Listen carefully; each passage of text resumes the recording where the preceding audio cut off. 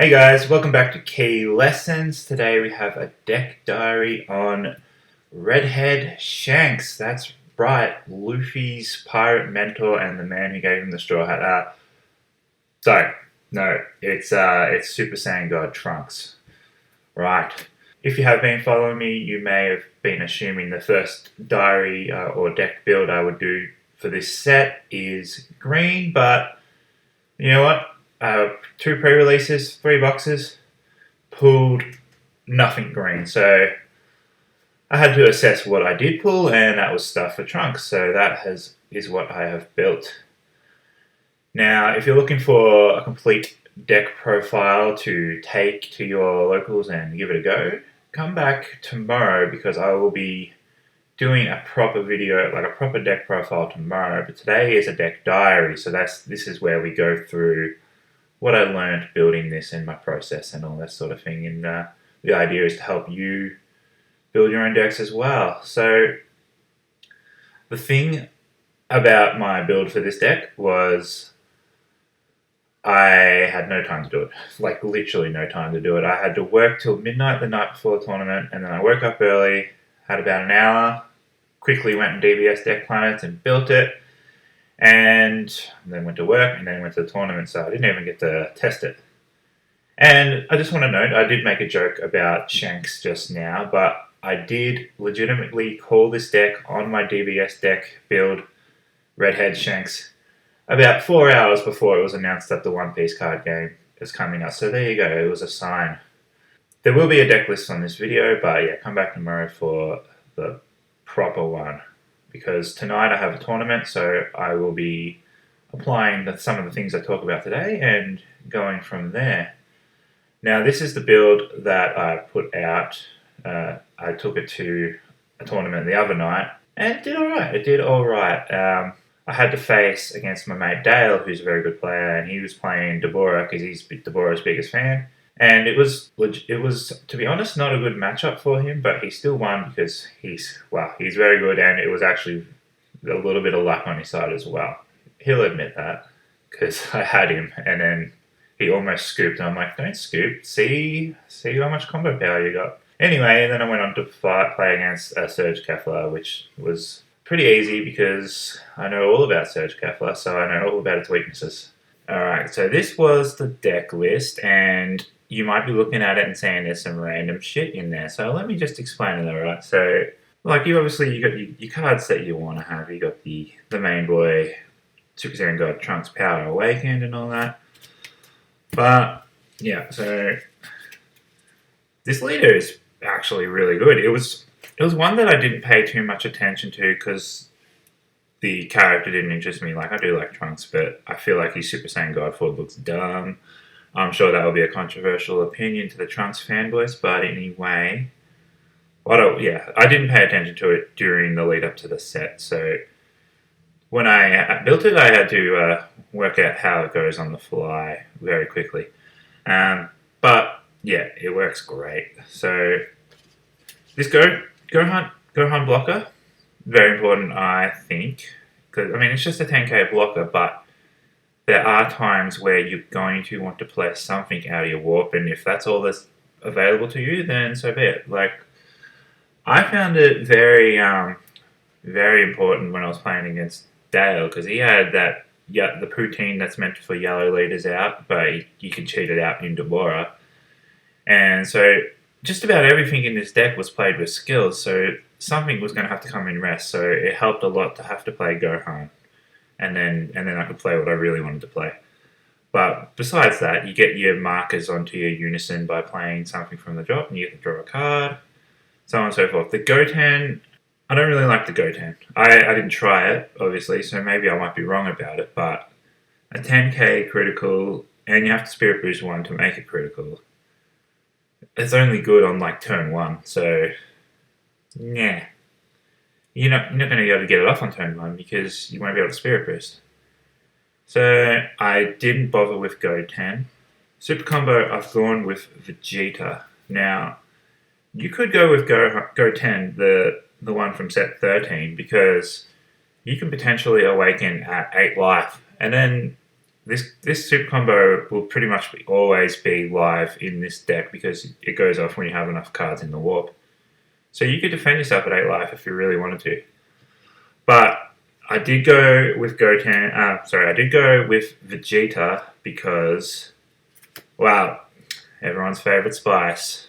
Super Saiyan 3 Gogeta 14 to Dark Empire. So obviously we need some Vegetas in the deck, or otherwise we won't be able to play this. So we got 14. We got the Vegeta Super Combo, and we have the one drop Goku that just draws a card, which is this one.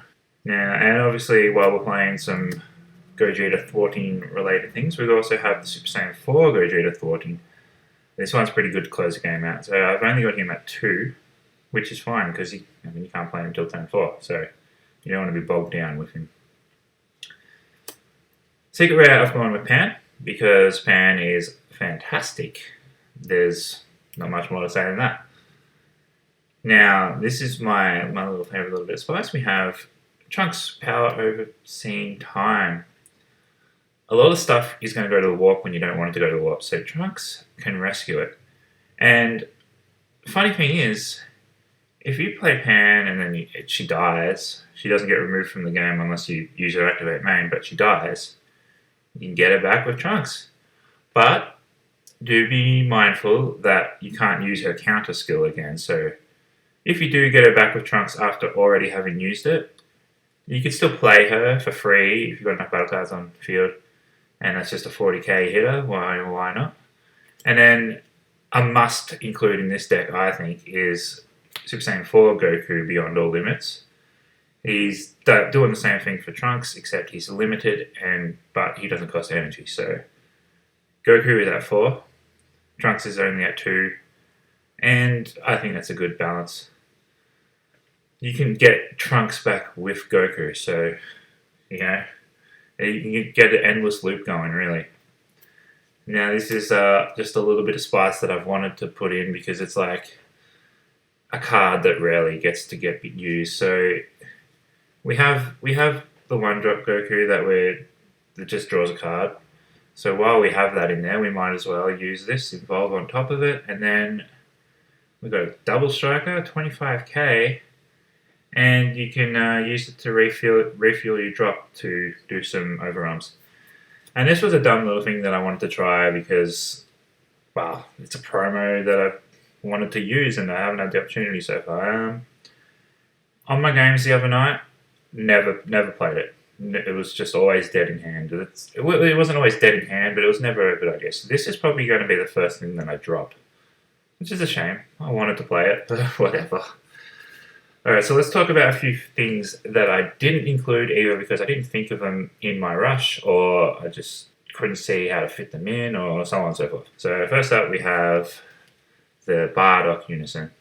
It draws a card, great. But I think that the Supreme Kai of Time Unison is a little bit more important.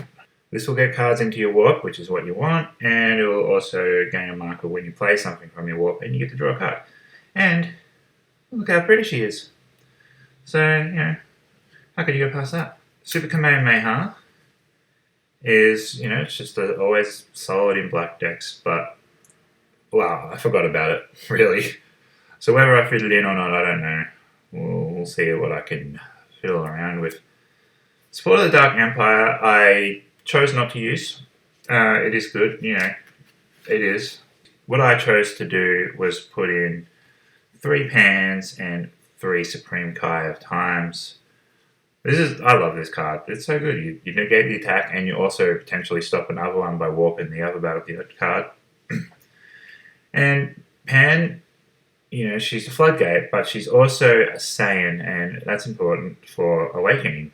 I made a point of having Pan at 3 as opposed to maybe Saiyan 4 Kai and 2 Pan or something like that, just for that extra Saiyan.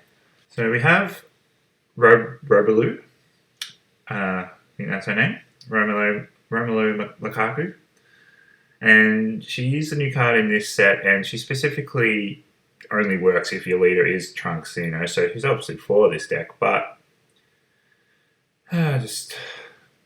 couldn't find reason to find room for her, I guess. Because you can play her, and then she makes a wormhole, and then you can play Demigra. It seems a bit clunky. No. Maybe it works with testing, but we don't know. Well, I didn't have time for testing, did I? Goku Negate, just extra thwarting fodder, really, but yeah, I've got enough negates. Vegeta making an entrance, I think there is a case to putting this in because I got pretty close to decking out a few times the other night. So this card is from set 7, and you counter. So it doesn't actually counter the counter, but you play it when someone counters something.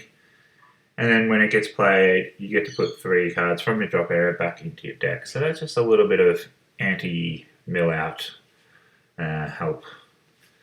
And then we have the everyone's favourite Gogeta engine stuff, which I never played Gogeta, so I'm not too well versed in it. So yeah, so a few things to potentially go in the deck, and the first thing I'll take out will be the Super Saiyan God Goku. Not too sure what else I would take out. The rest of the deck worked pretty good, so despite how slapdash my build was, it was strong. So it might not need too much more effort to make great. Alright guys, so that will do it for today's deck diary. I'm going to apply the things we talked about today, put them in my deck for tonight, and tomorrow we'll know how well it went, and I will put out the completed deck profile. Until then, stay subscribed, chuck this video a like if you learnt anything from it, and look out for tomorrow's video. I'll see you then.